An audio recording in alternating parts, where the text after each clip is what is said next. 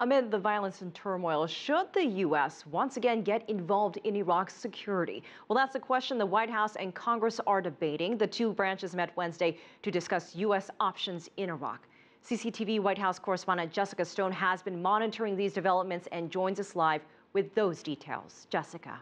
And Elaine, it's been 5 days since the U.S. president told the American public that he was considering his next steps in Iraq.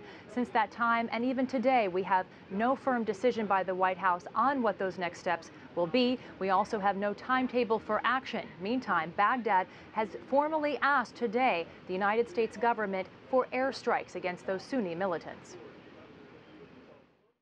Well, first of all, we have a request from the Iraqi government for air power. You do? We do.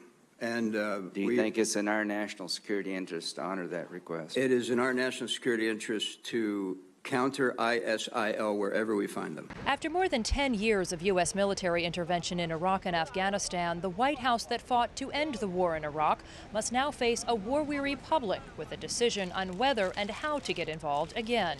Nearly 4,500 American soldiers were killed during the 8-year war in Iraq and more than 32,000 wounded, each one weighing heavily on the minds of U.S. politicians like top Democrat Harry Reid.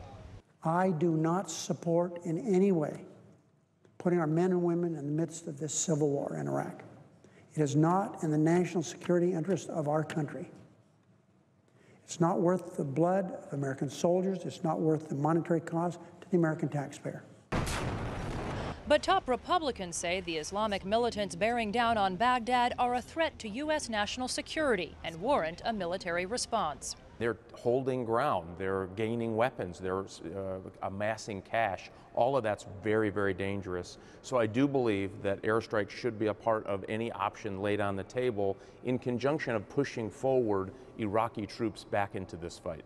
Congressional leadership from both parties met U.S. President Barack Obama at the White House Wednesday, but with no next steps to announce in Iraq, they left without talking to reporters.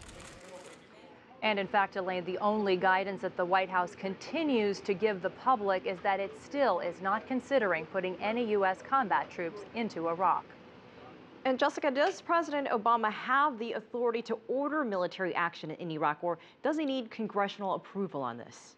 In fact, that's been a question kicking around both the White House and the Capitol for some time now, since the situation got much worse in Iraq. And what we heard from Senate Minority Leader Mitch McConnell after leaving the White House and talking to reporters on Capitol Hill is that the president told him that he would not be needing any congressional approval. And what that, of course, indicates is a much less interventionist approach by this White House to the current problems in Iraq. All right, CCTV's Jessica Stone at the White House.